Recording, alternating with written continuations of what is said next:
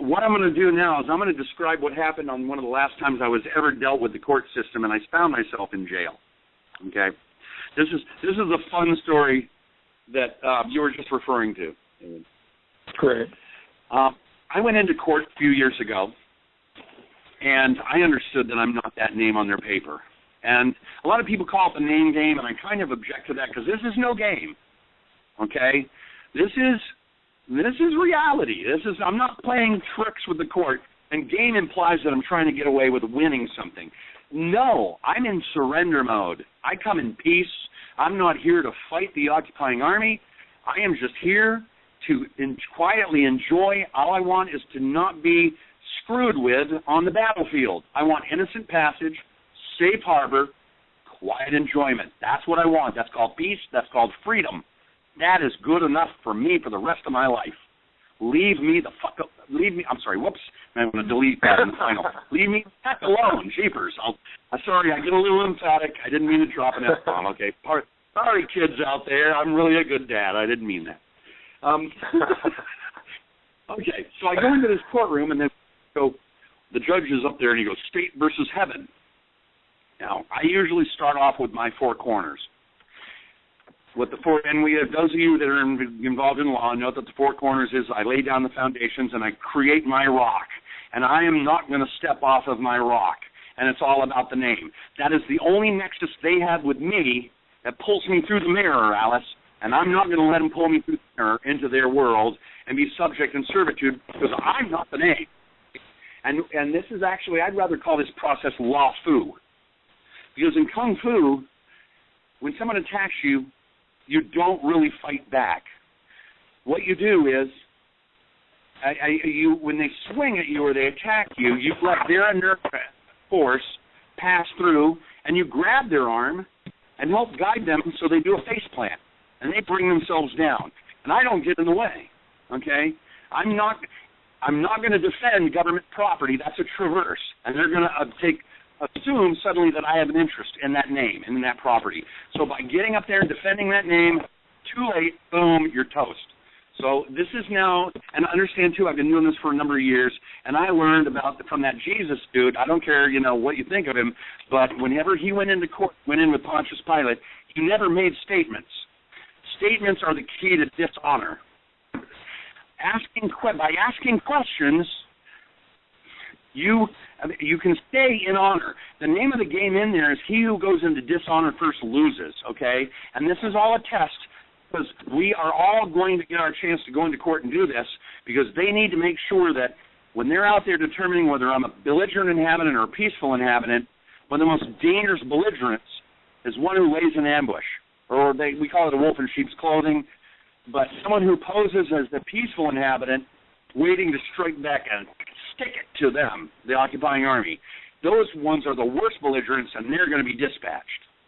So I'm not going to go into that, and I'm not going to defend their property and their name. It's not my job. So it goes kind of like this. This is what happened. It played out. They go, state versus Hebin. Well, I stood up and I came towards the bar. I didn't really cross through at this point, but it doesn't really matter. If I'm going to do anything, I'm going to ask permission. I'm not going to respond to their commands. If they command me to do something, I turn around and I said, may I, da-da-da. But it goes like this. It's state versus Hebin. And I stood up and I said, well, I'm here for that matter. I said, I'm here by special appearance for that matter because there's been a mistake. Where's your proper notice so I can help you settle your matter honorably? Now, what I did, first of all, mistake is a legitimate pleading, okay?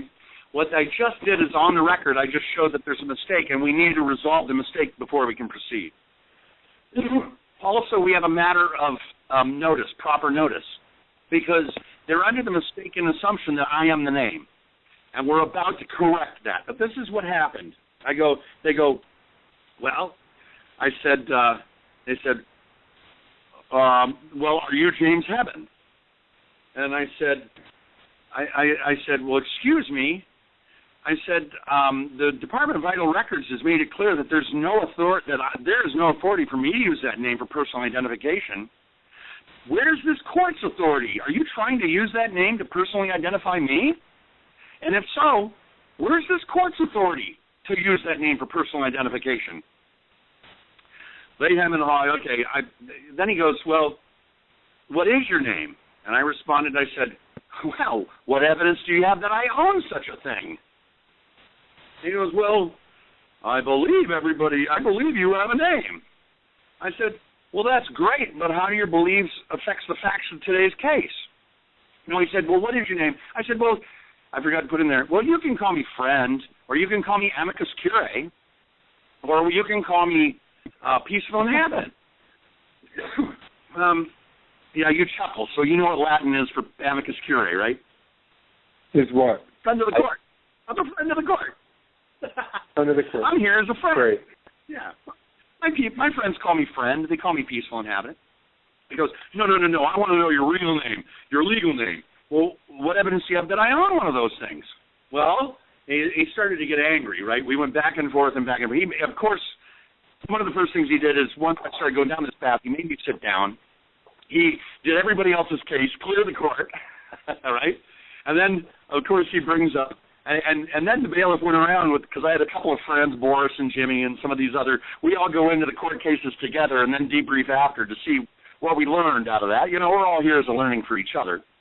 And of course, they said, well, I'm just an observer, court observer, you know. What is your business here in the court? Oh, I'm just an observer.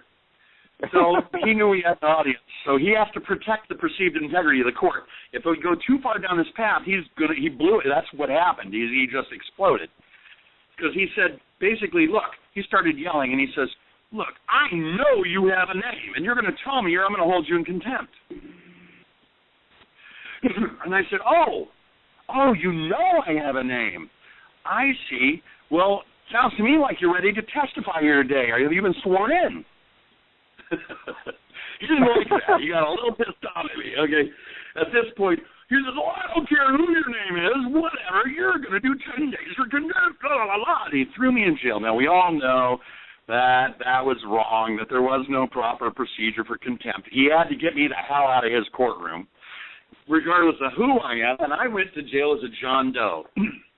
Now, understand, I just did a little prayer. I said, okay, God, I know one thing. I'm not going to pick up the soap while I'm in here, but I know that you got me in here for a reason. Now, I have a little prayer that I do. Whenever I start something, I pray, look, God, look, I'm here to do your bidding. So I pray, let my arms carry your burden.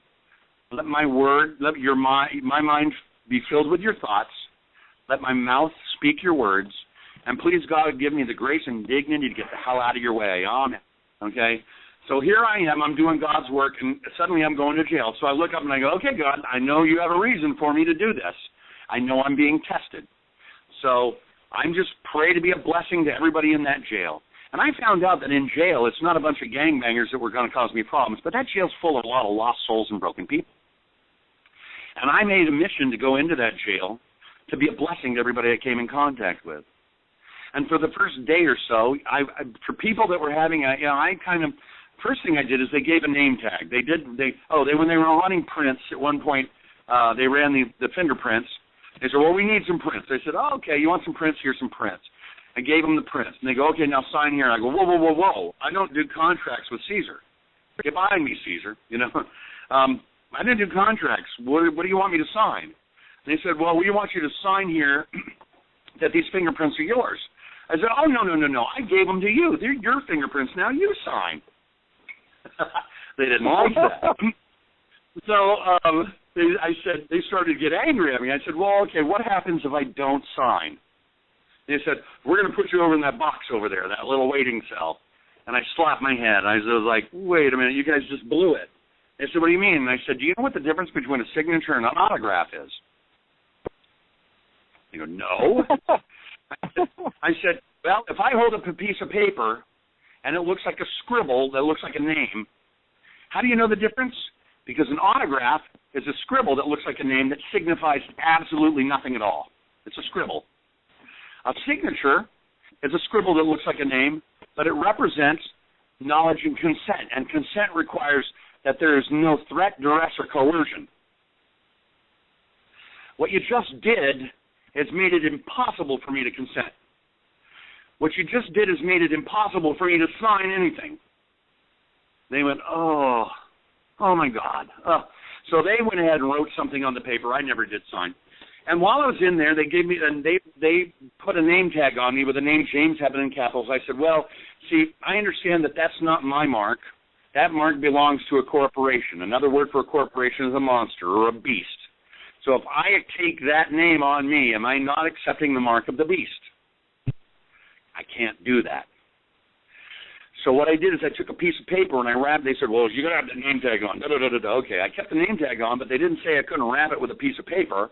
And I wrote Peaceful Inhabitant on it with a little smiley face and a little cross. And then what I did, see, at that time I was fighting cancer. I had a cancer battle going on. This is where I learned forgiveness. I had an awakening through this. I'm not going to go into that right now, but it was about forgiveness. At first, people in the jail, it was like a group cell of about 40 guys, and they were all like, thought it was real funny, Peaceful Inhabitant, ha, ha, ha. Well, I started teaching. First of all, a couple of things. There were people that having spiritual trouble going on, and for the first time ever, I did laying on of hands. And whatever came through my hands, it wasn't me. I didn't do any of that stuff, but through their faith, they experienced a charge coming out of me that we call faith healing, whatever. I mean, I didn't know I could do anything like that, but I just put hands on them and laying on of hands, and boom, something worked. For those of them that didn't have faith, and there was one guy having troubles with his baby mama, I think they called him baby mama, and I provided psychological counseling for them. And then I started also, there was a bunch of black dudes in there that were all talking about this, that, and the other, and I said, hey, Lincoln never freed the slaves. They're like, sure he did. I said, where did you learn that? In the public fool system? They said, yeah. I said, what did that? They said, the Emancipation Proclamation. I said, have you ever read it? And they go, well, no. I said, of course you didn't. Let's do a reading. And we went through the Emancipation Proclamation, and I showed them, Lincoln never freed the slaves. He just had the occupying army confiscate the black human property from belligerent landowners who were taking arms against the Union. Okay, he never, which basically, since Louisiana never sent anybody in to represent the Confederacy, there were no black human property that was confiscated at that time, okay? So basically, I gained a lot of respect in that courtroom, not only by that, but I also said, look, when they give me meds, unfortunately, that name, James Hebin, is attached to the script. And because of what I'm doing here, I can't respond to that name when they call it out.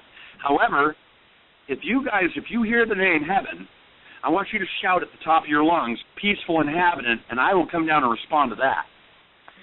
And in return, what I did is on commissary account, I got a couple big bags of instant coffee, and I said, and I will take care of your coffee needs. All I ask is that you do this for me. Well, in no time at all did I realize I became, coffee is the drug in jail, and I became the man, okay?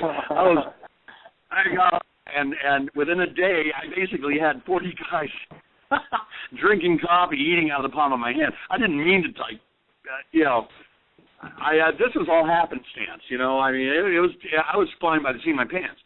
Well, on day 3, they called out Hebin. Everybody yells out, Peaceful Inhabitant. I came lumbering down and the warden says, your attorney is here to see you. And I go, my what? Because I don't do attorneys. Obviously, I don't. No, are you really? A what is here? My what? So I said, okay, let's go see what this guy has to share. And they put me in a private room, which is 35, maybe year-old Latino fellow with perfect English, wearing the black suit, black tie, Brooks Brothers shoes. I recognize the men in black when I see them. I know what they were. And he walks in, and I say, so, you're whose attorney? And he looks at me and says, yeah. I have to tell him something so we could meet in private. I said, because we need to talk with you. I said, oh, you need to talk with me. Well, what's your name? He goes, well, I can't tell you that. Does that tell you how important the name is? I said, yeah. Oh, you can't give me your name. All right. Well, who sent you here to talk to me? And he smiled and he goes, well, I can't tell you that either. I said, well, what can you tell me? He said, well, we have been watching very carefully what you said in that courtroom and what you're doing in that cell. And we want to know, where did you study law? I smiled and I said, well, do you want me to answer all your questions with questions, or are you going to turn off that tape recorder in your pocket? He played dumb for a second, but yeah, I bluffed him, and sure enough, he pulls out an iPhone or whatever, Android phone, turns it off and throws it on the table and says, okay, let's talk. We talked for about 15 to 20 minutes. He was very, very candid, but he was very clear. He knew that I knew, and I knew that he knew, and he vindicated that a lot of the stuff that I just shared with you is right on target, okay? Then he seemed obsessed with, well, what are you going to do about the judge? I was like, what do you mean? He says, what are you going to do about the judge out there? And I'm thinking to myself, well, this is kind of weird because I'm on the inside here wearing an orange jumpsuit for 10 days. That judge is on the outside wearing a black robe making $250,000 in dead presidents out there on the outside, and he's concerned about what I'm going to do to a judge? And then it hit me, okay, I'm doing God's work. I'm a peaceful inhabitant, so I came in peace. What I said to him was this. I leaned back and I kind of smiled and I said, well, you let the judge know that if he feels that he has trespassed against me, that I forgive my brother of his trespasses. And if he should feel that I trespass against him or his courtroom, ask him, will he likewise forgive me of my trespasses? Now, what did I just invoke? The Lord's Prayer, the highest law there is, forgiveness.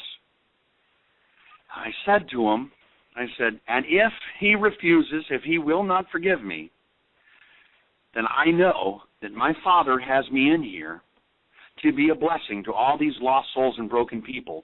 And I want you to thank him for the opportunity to do my Father's work.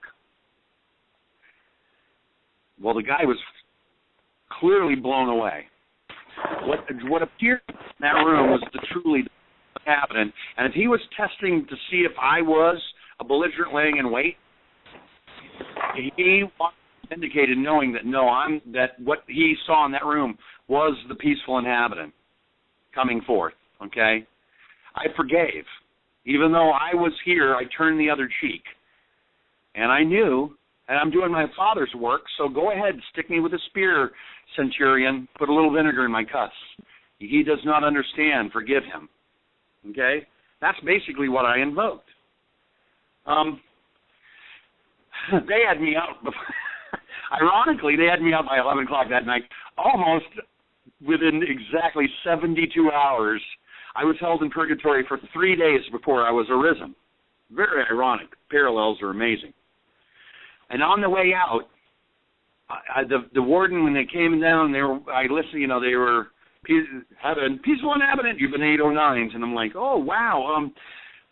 All these different people, all my friends in jail are all patting him on the good, because they're all, yo, peace was my name in jail. Yo, peace. So, yeah, peace, you're out of here, peace. So, okay, I guess I've been 809. So I got my bedroll and I'm waiting to be discharged. He goes, and I'm listening to the wardens on the other side of the wall processing paperwork, and he goes, yeah, I guess the peaceful inhabitant, they're referring to me as peaceful inhabitant. Yeah, the peaceful inhabitant's out of here. Yeah, sorry to see him go, but, he doesn't belong in here. And we're walking towards the front desk to be discharged, and I told the warden, I said, thank you so much for all you do in here. Your job is very difficult. You're dealing with all these lost souls and broken people, and I want to thank you. The guy, a 60-year-old guy, turned at me almost with a tear in his eye, and he said, you're the first person to ever thank me for this. I was like, wow, that's amazing. And then on the way out, they're like, they wanted me to sign to get my stuff out here. Sign here. And I go, well, I don't sign contracts with Caesar. I said, brother, if you need my necklace and the wallet and stuff, if you really need that stuff, I'm going to give it to you. You can have it. He's like, no, you sign it. I got to get it. Well, if you don't sign it, you can't have it. I'm like, brother, if you need it, you can have it. He's like, he grumbled a little bit, and he put like an X on there and gave me the stuff back anyway. And then on the way out, there's this little tough woman, with a mohawk, I guess, or a mullet. She, she's like, she's all grumbling and swearing. And I said to her, so was it, I asked about the judge. I don't want to say his name here, but was that the judge who ordered the release? And she goes, no, it's by some guy named Marsoni or something out of Tallahassee. I don't know who it is. He doesn't even have a a bench here. So we know we're being watched from above in those cameras in the courtroom. We know they're watching closely, not just what we do, but how the judges respond. And he says, no, someone signed you. And he says, she said, and we don't know why you're so damn special. I said, what do you mean? She said, well, we have direct order. Normally, we have that if you're in here after 9 p.m., you put on a jumpsuit and you're spending the night. But we have orders to stay here and work, and we have direct orders to do whatever it takes to have your ass on the curb by 11 or else. We don't know why you're so damn special. Someone had ordered that release from on high. They saw what I had done. It had obviously been reported back that I am a bona fide peaceful inhabitant. I was tested. And from then on, amazing things have happened. I'm not. We don't have time to go into it, but I have some other stories that have verified for me that I think next to that name in the sky, the James B. Hebin name, if they pull over somebody that is using that name for state's benefit, there is like a do not arrest, do not detain, or there's some type of mark in the NCIC database to leave me alone. That's diplomatic immunity. Is that not innocent passage and safe harbor?